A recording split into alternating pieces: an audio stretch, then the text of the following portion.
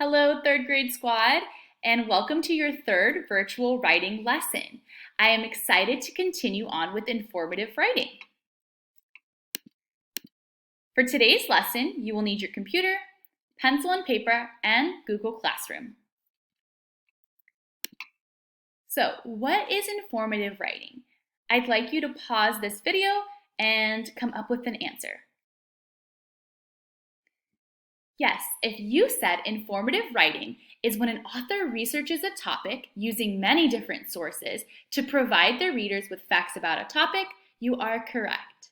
And yes, the genre is nonfiction because we're giving real facts about a topic, your topic being an animal. Yesterday, we started off with our first source, which was a text or a book about an animal. And it was a nonfiction book, of course. And our next source is going to be the internet. And I'll tell you about what source we're going to get our information about your animal from.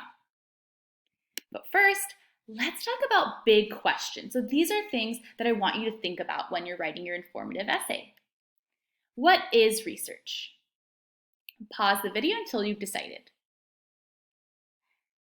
Yes, research is using multiple sources, books, internet, articles, to get a bunch of information that is strong and good to give to our readers so that we can teach them about a topic. You're going to research your animal and become an expert on it so that you can give your readers the best and most accurate information about your animal. Next question. How does research help informative authors? Press pause until you've decided. If you said that research helps informative authors because it helps them to become experts about a topic, then you are correct. Next question, how do authors take good notes? Now we started this yesterday, so press pause on your screen until you've come up with an answer. Authors take good notes by taking the best information from each source and putting it into their own organized notes. They take quick and clear notes so that they can then write a really nice, informative essay. All right, so now let's review your prompt. You were supposed to choose an animal, which you did yesterday, to research and become an expert on. We're continuing to become experts as we do our research. You take notes using at least 3 sources and organize your information into categories. Then you will write an informational report to teach your classmates all about your animal. Now we've already started with one source yesterday, our book. And we're going to start on our second source today. I see that there are 3 sources here, so we will not be done with our sources after today. We'll have one more day. Here is today's focus. You will research and take notes based on a second source. Step 1, you will watch this video, which you're currently doing, so great job. Step 2, you will research using your second source, which will be National Geographic Kids. Step 3, you will take notes using the organizer from yesterday's lesson called Animal Survival Research Organizer. You can find this on Google Classroom. And you will add more notes into the 4 categories based on the information you learned from your second source, National Geographic Kids. Remember, do not click submit because we'll continue to add to our organizers. I'm going to take you to Google Classroom to show you where you can find our assignments for today. So here's informative writing and it says Wednesday, that will be for today. There are the instructions here. You can see there's our slide here where you can go through the slideshow again. And then here is, if you click on this, it'll take you to National Geographic Kids. So let's do that right now.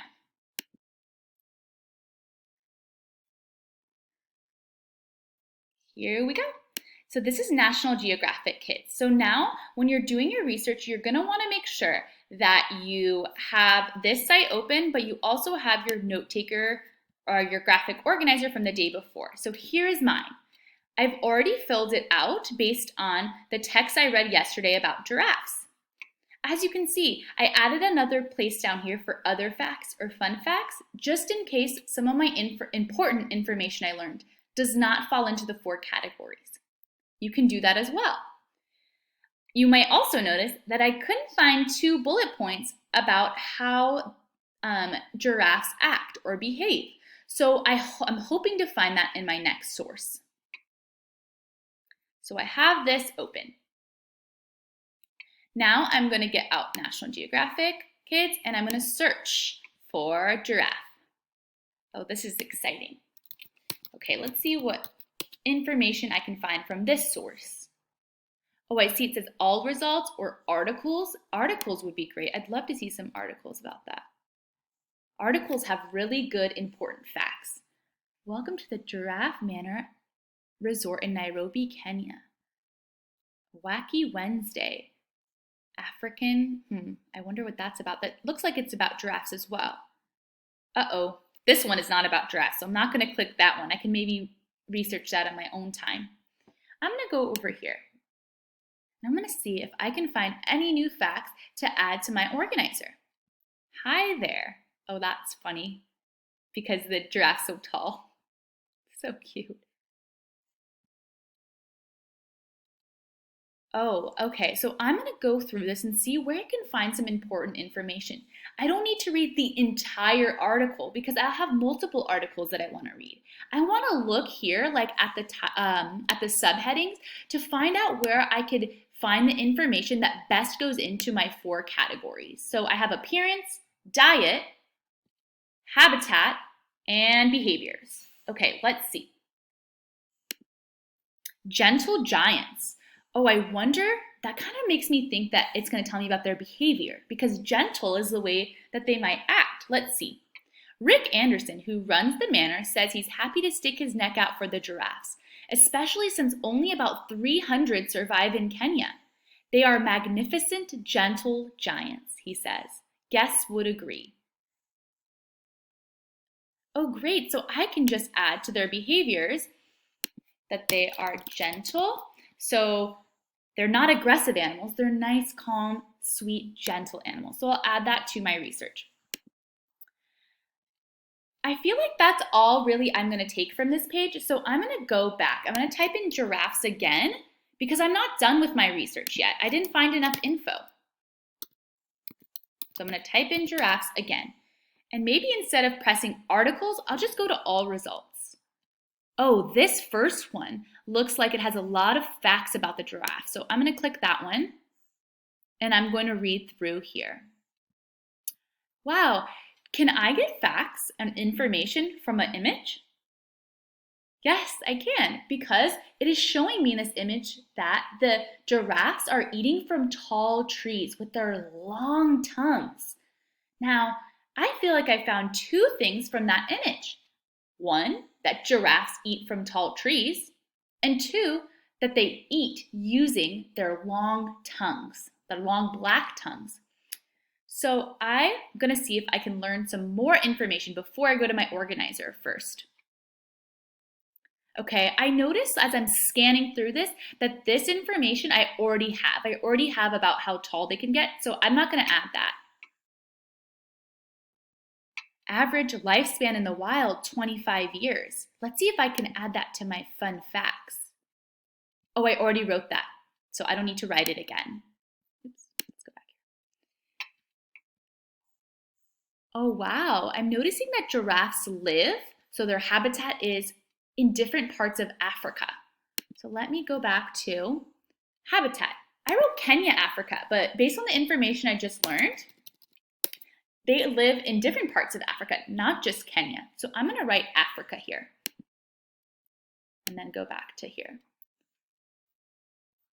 Okay, so then after I've read through this, I will go back to here because I think this information was important. I didn't read more about it, so I'm going to add this to my organizer, that they eat from tall trees. I might have already added that already. Let's see what they eat.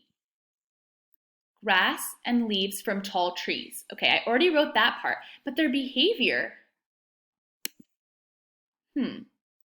I wonder if this would go under behavior or diet, that they eat with their long black tongues. That's how that helps, their long black tongues help them eat.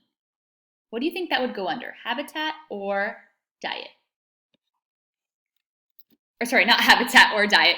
Diet or behavior? I'm going to put it under behavior because it's not what they eat, it's how they eat. So I'm going to say they eat using their long black tongues. I'm glad that image was there so I could get that fact. And I noticed there is more slides in this slideshow. I'd love to see if that helps me to get more facts. Oh, look at that baby giraffe and the mom. So I can tell that, over here it says, giraffes will stay close to their mom until they are close to 2 years old. Where should that go, or should it go in my graphic organizer? I'm going to add it in under behaviors because that's how they act. So calves stay close to their mothers for up to, let me double check to make sure, up to 2 years old.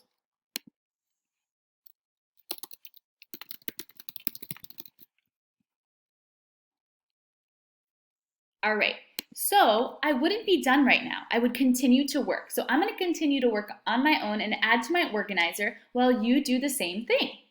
Now, of course, when you're typing in your animal in National Geographic Kids, you would type in Komodo dragon, manatee, gray wolf, or prairie dog.